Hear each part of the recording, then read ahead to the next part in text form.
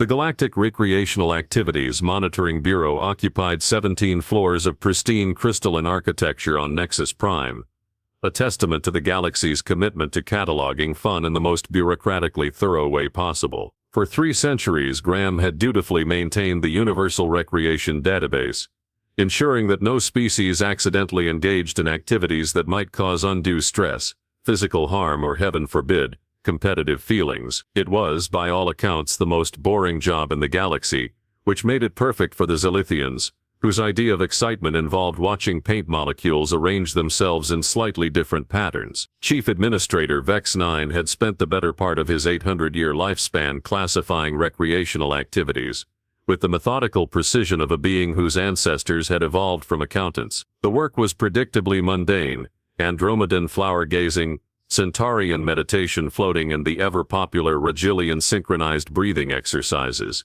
Then came the humans. The initial filing had seemed routine enough. Earth's newly inducted species had submitted their recreational activity forms with the standard diplomatic politeness, neatly categorized under subsections like physical activities, mental stimulation, and social bonding. Vex-9 had assigned the audit to his most junior clerk, a decision he would later describe to his therapist as the moment my worldview cracked like an eggshell under a neutron star. The first red flag should have been the sheer volume. Most species submitted recreational databases containing perhaps 50 to 75 distinct activities. The humans had submitted 12,437 separate entries, with subcategories that required their own subcategories, and footnotes that spawned footnotes like some sort of bureaucratic virus. The second red flag emerged during the cross-referencing phase, when GRAMB's quantum computers began flagging matches between human recreational activities and entries in the Galactic Military Training Compendium. At first, Vex-9 assumed it was a database error. Surely no species would voluntarily engage in close-quarters combat scenarios for entertainment. The computers, however, possessed an irritating tendency toward accuracy. Rugby, read the first flagged entry, filed cheerfully under team sports moderate physical contact. The cross-reference pulled up identical parameters from the Korthik Military Academy's Elite Shock Trooper Conditioning Program.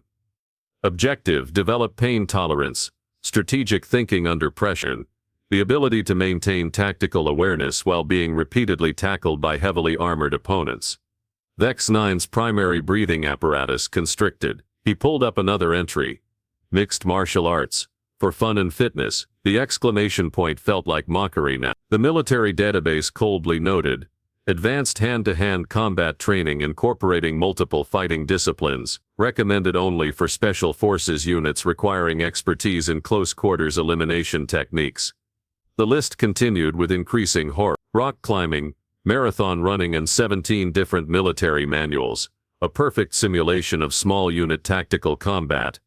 But it was the discovery of American football that sent Vex-9 reaching for his emergency meditation crystal. The human description read like a cheerful invitation to recreational violence. Team sport involving strategic advancement of territory through coordinated group tactics, physical blocking, and high-velocity collision. The military cross-reference was less cheerful: battlefield coordination drill designed to simulate advancing through hostile territory while maintaining unit cohesion under enemy fire. The administrative panic began at precisely 14:32 Standard Galactic Time, when Vex-9's assistant burst into his office with the expression of someone who'd just discovered their pet had been feeding on dark matter. "Sir," the assistant wheezed, clutching a datapad with trembling appendages, "we've run the full cross-analysis on human recreational activities, and 87% match existing military conditioning protocol." The silence that followed could have been registered as its own recreational activity. Contemplating the abyss of bureaucratic horror, Vex-9 managed to access his vocal cords. 87%. The remaining 13% are activities we couldn't match because they're apparently more intense than anything in our military databases. The implications crashed over Vex-9 like a tsunami of administrative dread. For months, GRAMB had been cheerfully filing human activities under harmless recreation, while the humans had been systematically conditioning themselves into what could only be described as an army of terrifyingly cheerful super soldiers. He thought of the Delican Empire's most elite warriors, who trained for decades to achieve the pain tolerance that humans casually developed playing something called hockey. He considered the Zephyrian battle masters, whose legendary tactical thinking paled in comparison to what humans called fantasy football strategy. The truly horrifying part wasn't that humans engaged in these activities. It was that they seemed to genuinely enjoy them. Other species required years of psychological conditioning, advanced medical support, and significant financial incentives to endure what humans did voluntarily every weekend. Vex-9 stared at his computer screen, where a new human recreational activity had just been uploaded. Extreme ironing, taking the mundane to dangerous heights. The attached image showed a human suspended from a cliff face, cheerfully pressing wrinkles out of clothing, while dangling over certain death. The Galactic Recreational Activities Monitoring Bureau, Vex-9 realized with dawning horror, had been systematically underestimating humanity for months. They hadn't been cataloging recreation, they'd been documenting the casual militarization of an entire species, one weekend at a time. And the humans called it. The emergency session convened at Aero 6-0 Standard Galactic Time in GRAMB's Crisis Management Chamber, a sterile white room designed to promote calm, rational thinking. The irony that it now hosted 17 panic-stricken bureaucrats was not lost on anyone, particularly the chamber's automated mood lighting system, which had given up trying to induce serenity and settled for a nervous amber flicker. Vex-9 stood before the assembled department heads, each representing a different aspect of recreational monitoring, all looking like they'd collectively witnessed the heat death of the universe. The holographic display behind him cycled through human recreational activities, with the mechanical persistence of a cosmic joke. Ladies, gentlemen, and assorted non-binary entities, Vex-9 began, his voice carrying the weight of someone about to deliver news that would fundamentally alter everyone's understanding of reality. We have a problem of unprecedented scope. The display shifted to show a human activity labeled CrossFit. The description read like a medical experiment, high-intensity functional movement, combining weightlifting, cardio, and gymnastic elements designed to push participants to their physical limit. The military cross-reference was equally cheerful, multi-domain warrior conditioning protocol used by the Terran Federation's most elite special operations units. Recreational analyst third-class clicks raised a tentacle. Sir, are we certain the humans understand what they're doing? That's what I initially hoped, Vex-9 replied, pulling up another entry. But then I found this. The display showed Ironman Triathlon, which somehow managed to combine 3 different forms of what other species considered torture into a single recreational event. Participants voluntarily swim 2.4 miles, bicycle 1112 miles, then run a full marathon. For fun, they pay money to do this.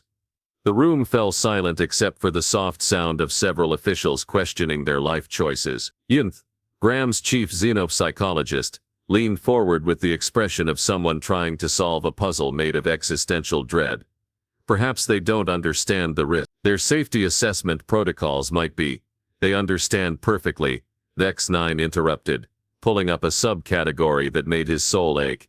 They have an entire classification system for their dangerous recreational activity. Extreme sports includes base jumping, free solo rock climbing, and something called volcano boarding, that I refuse to research further because I value my sanity. The display helpfully provided a definition. Volcano boarding involves sliding down the slopes of active volcanoes on modified sleds, reaching speeds of up to 50 miles per hour while dodging volcanic debris and toxic gases. Senior Administrator Vex-9, whose species had evolved from particularly cautious mushrooms, made a sound like wind escaping from a punctured habitat dome. They do this voluntarily. They do this competitively, Vex-9 corrected. There are championships. The investigation had revealed layers of horror that peeled away like an onion made of concentrated nightmare fuel. Human recreational activities weren't just similar to military training.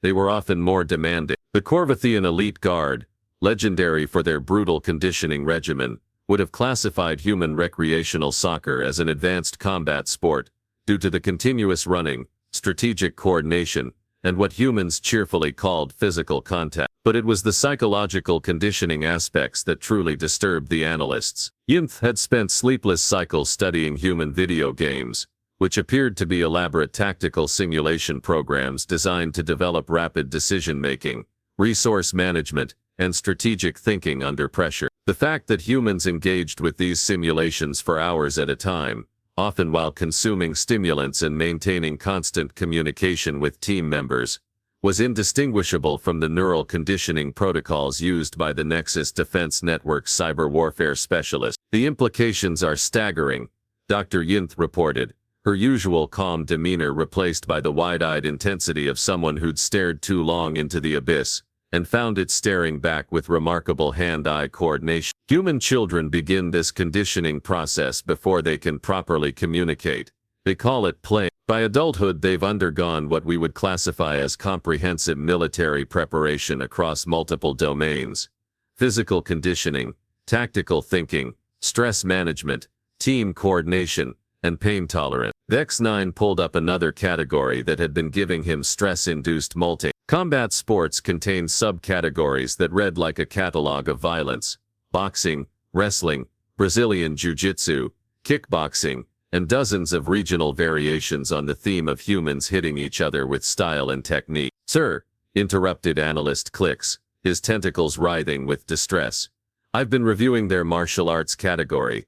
They have fighting systems that have been refined over thousands of years. Some species don't have military traditions this sophisticated." The display showed images of humans practicing karate, kung fu, and something called Krav Maga, that was apparently designed to end fights as efficiently as possible. The commentary noted that millions of humans studied these arts for self-improvement and physical fitness. They're not just conditioning themselves for combat, Vex-9 realized aloud, the horror dawning like a particularly unpleasant sunrise. They're preserving and refining combat knowledge as cultural heritage. The room's environmental systems detected rising stress levels and began pumping and calming pheromones. But even the most advanced anxiety management technology was no match for the existential crisis unfolding around the conference table. Administrative Director Zeph, whose job involved maintaining galactic peace through proper recreational categorization, spoke in the tone of someone watching their life's work crumble into cosmic irrelevance. "What about their team sports? Surely those promote cooperation and peaceful interaction." Vex-9's expression suggested that optimistic thinking was no longer welcome in the room. American football involves two teams of heavily armored humans, attempting to advance territory through coordinated tactical movements, while opponents attempt to stop them through direct physical confrontation. Ice hockey combines high-speed movement, precision coordination, and sanctioned violence. Australian rugby appears to be sustained warfare conducted with a leather ball. The display shifted to show humans engaged in these activities, their faces displaying the kind of intense focus that other species reserved for actual combat situations. Worse yet, they were clearly enjoying themselves. "The pattern is consistent across all categories," Vex-9 continued, his voice taking on the mechanical quality of someone reading their own death sentence. "Individual conditioning, team tactics, stress management, strategic thinking, physical endurance, pain tolerance, and competitive psychology. Humans have gamified comprehensive military preparation and turned it into the foundation of their leisure time." The silence that followed was pregnant with implications, all of them terrifying. Finally, Yinth spoke the question everyone was thinking: what exactly have we allowed into the galactic community? The field research expedition to Earth had been approved with the kind of desperate urgency typically reserved for preventing galactic wars or stopping administrative audit. GRAMB's finest xenoanthropologists, equipped with the most advanced observation technology the galaxy could provide, descended upon humanity's homeworld with the grim determination of investigators approaching a crime scene where the criminals were having an excellent time.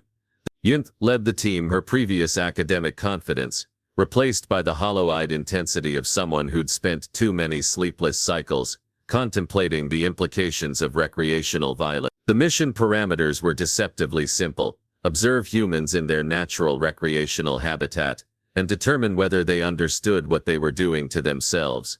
The answer, it turned out, was both yes and no, which somehow made everything infinitely worse. The team's first observation post was established near what humans called a gym, a term that sounded deceptively pleasant, until one witnessed the systematic self-torture occurring within its walls. Through their advanced surveillance equipment, the researchers watched humans voluntarily lift heavy objects repeatedly, run on machines that went nowhere, and engage in activities that would have qualified as prisoner interrogation techniques on 17 different worlds. Subject appears to be experiencing significant physical distress. Noted field researcher, Vex-9, watching a human perform something called deadlifts, while making faces that suggested imminent biological system failure. Yet the subject continues voluntarily, even increasing the weight load. The subject is smiling, Dr. Yinth observed with the tone of someone documenting a particularly disturbing psychological phenomenon.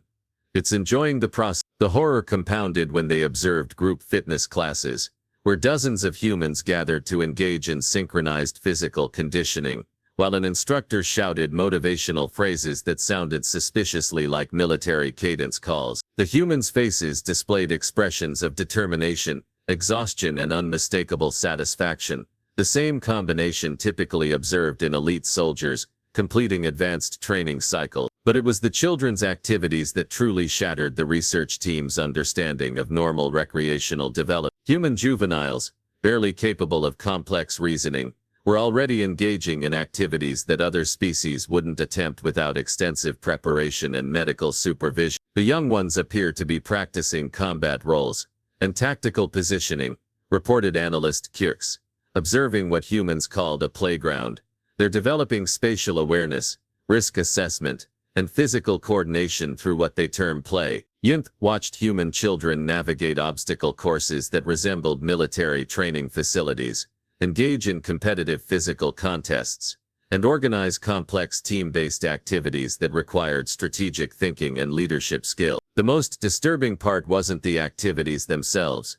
It was the organic, self-directed nature of the development. No external authority was forcing this conditioning. The humans were evolving these capabilities naturally, through their social structure. The research team's next observation point was a human sports complex, where they witnessed the full scope of humanity's recreational militarization. The facility contained multiple training environments, indoor combat simulation areas, endurance conditioning zones, strength development chambers, and tactical coordination spaces. The humans have created comprehensive military training facilities. Yinth reported back to headquarters, her voice carrying the weight of cosmic revelation, and they use them voluntarily during their leisure time. The observations continued with increasing surrealism. Humans engaged in rock climbing, developing the exact skills used by special forces for vertical assault operations. They practiced swimming with the intensity and technique of amphibious assault specialists. Their cycling clubs maintained formation discipline and endurance standards that matched elite reconnaissance units. But the true revelation came during what humans called weekend recreational activity. The research team watched in fascinated horror as humans voluntarily engaged in activities that combined multiple military disciplines, obstacle course races that tested endurance, strength, tactical thinking, and pain tolerance, team sports that required strategic coordination, rapid decision-making, and physical confrontation, outdoor adventures that demanded survival skills, risk assessment, and equipment proficiency. They're not being conditioned. Yinth realized with the dawning horror of someone discovering they'd fundamentally misunderstood the nature of reality. They're conditioning themselves. The implications crashed over the research team like a wave of concentrated existential dread. Humans weren't the victims of some elaborate military conditioning program. They were the architects of their own transformation. Their recreational culture had evolved to naturally select for and develop the exact attributes that other species required decades of specialized training to achieve. The most disturbing discovery came when the team investigated human competitive sports leagues. These weren't casual recreational activities. They were elaborate systems for identifying, developing, and showcasing peak human physical and mental capability. Professional athletes represented the pinnacle of human conditioning, individuals who had dedicated their lives to perfecting skills that other species considered military specializations. The humans called their most elite physical specimens athletes. Yinth reported, watching a human sprinter achieve velocities that required cybernetic enhancement in most other species. They celebrate them as entertainment figures, not as weapons of war. The research team's final observation was of a human marathon, where thousands of individuals voluntarily engaged in an endurance challenge that paralleled the most demanding military conditioning exercises in the Galactic data. The participants ranged from young adults to elderly humans, many of whom completed the challenge while raising funds for charitable causes, or simply for personal satisfaction. They're doing this because they enjoy it, field researcher Vex-9 observed, his voice carrying the hollow tone of someone whose worldview had been systematically dismantled and reconstructed into something far more terrifying. Not for military preparation, not for survival necessity, but because they find it fulfilling. Dr. Yinth stared at the data streaming across her instruments, each measurement confirming what her rational mind refused to accept. Human recreational activities weren't producing soldiers by accident. They were producing a population with capabilities that transcended traditional military conditioning, because the humans had made self-improvement, through controlled adversity, into a cultural value. The research team's final report would later be classified at the highest levels of galactic security, but its core conclusion was elegantly simple. Humanity hadn't developed recreational activities that resembled military training. They had evolved a recreational culture that systematically exceeded military training, because they pursued physical and mental excellence as an intrinsic good rather than a necessary evil. The humans weren't pretending their recreation was harmless fun. They genuinely considered pushing their bodies and minds to their limits to be the most enjoyable way to spend their free time. They had weaponized leisure itself, turning every moment of relaxation into an opportunity for advancement. And the most terrifying part, they had no idea how extraordinary this was, because to them it was just normal. The emergency galactic session convened 3 standard cycles. After Dr. Yinth's field report landed on the desks of beings who had thought their biggest professional concern would be whether the Altarian meditation circles needed updated safety protocol. Instead, they found themselves grappling with the bureaucratic equivalent of discovering that one of their member species had accidentally evolved into a civilization of casual super soldiers, who considered pain tolerance development a weekend hobby. Ambassador Vex of the Recreational Cooperative, whose species had achieved galactic prominence through their mastery of conflict avoidance, addressed the assembly with the measured tone of someone trying to maintain diplomatic composure while internally screaming. The question before us is not whether humanity represents a threat. Our analysis confirms they could probably conquer half the galaxy, using equipment purchased from their recreational supply stores. The question is, what do we do about it? The proposed solutions ranged from the merely absurd to the cosmically ridiculous. The Delican Empire suggested implementing mandatory relaxation therapy for all humans, apparently under the impression that forced meditation could somehow undo millions of years of evolutionary conditioning. The Zephyrian Commonwealth proposed restricting human access to anything heavier than a feather, which would have been practical if humans hadn't already demonstrated the ability to turn feathers into competitive projectile sport. GRAMB, meanwhile, faced the impossible task of retroactively categorizing 12,000 human recreational activities that had somehow slipped through their safety protocols like a cosmic practical joke. Vex-9 found himself leading a team of analysts, who approached their workstations each morning with the expression of beings preparing for ritual sacrifice. "We need new classification categories," announced senior categorization specialist Moore, whose job had previously involved the pleasant mundanity of filing flower arranging and gentle humming under appropriate safety rating. "The current system assumes recreational activities are designed to avoid harm, not systematically courted for entertainment value." The new categories emerged through bureaucratic necessity, recreational self-endangerment, voluntary physical conditioning beyond military standard, competitive suffering for entertainment purposes, and the catch-all human things that should probably be illegal but aren't because they enjoy them. But the real nightmare began when other species, misunderstanding the situation entirely, began requesting access to human recreational facilities for their own military training program. The first request came from the Corvathian Defense Force, whose elite shock troops had reviewed human CrossFit protocols and determined they would be perfect for advanced warrior conditioning. The request was filed through proper diplomatic channels with the straightforward logic of beings who had completely missed the point.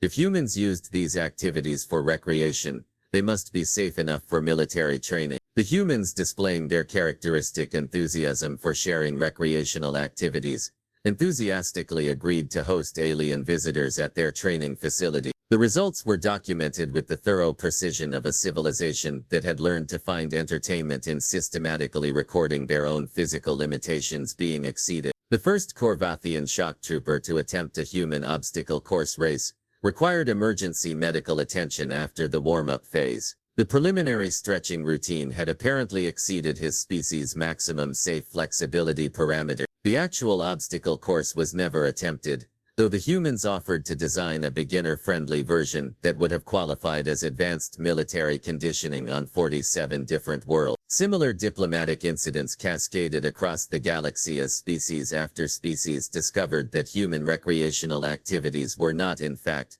suitable for their physiology, psychology, or fundamental understanding of risk assessment. The Andromedian Peace Corps requested access to human martial arts training for their conflict resolution specialists, apparently under the impression that learning 17 different ways to render someone unconscious would enhance their diplomatic effectiveness. The humans, with their characteristic inability to recognize that their normal was anyone else's impossible, continued offering helpful suggestions. They recommended starting small with activities like hiking, apparently unaware that their casual weekend hikes covered distances that other species considered forced marches over terrain that qualified as hazardous environmental conditions, while carrying equipment loads that exceeded standard military pack weights. Dr. Yinth, meanwhile, had been tasked with developing a comprehensive report on the implications of humanity's recreational militarization for galactic civilization. Her findings, compiled over months of analysis, that had turned her previous understanding of normal recreational development into cosmic dust, painted a picture of a species that had accidentally solved problems other civilizations had spent millennia trying to address. Humans have eliminated the traditional disconnect between civilian and military capabilities, her report noted with the clinical precision of someone documenting a fundamental shift in the nature of galactic power dynamics. Their recreational culture produces individuals with physical conditioning, stress tolerance, tactical thinking, and psychological resilience that match or exceed our finest military specialists. They achieve this not through coercion or institutional pressure, but because they find the process genuinely enjoyable. The report's conclusions were simultaneously reassuring and terrifying. Humans posed no direct military threat,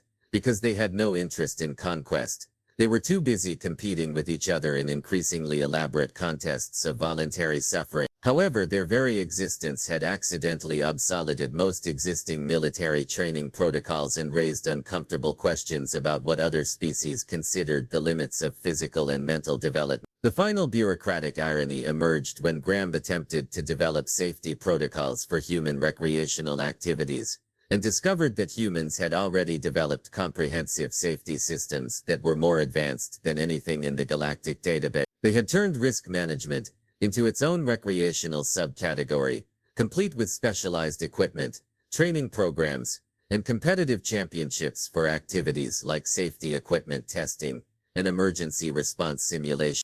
The humans had not only weaponized leisure, they had also weaponized safety, creating recreational activities focused on learning how to survive recreational activities that were themselves focused on controlled approaches to potentially lethal challenges.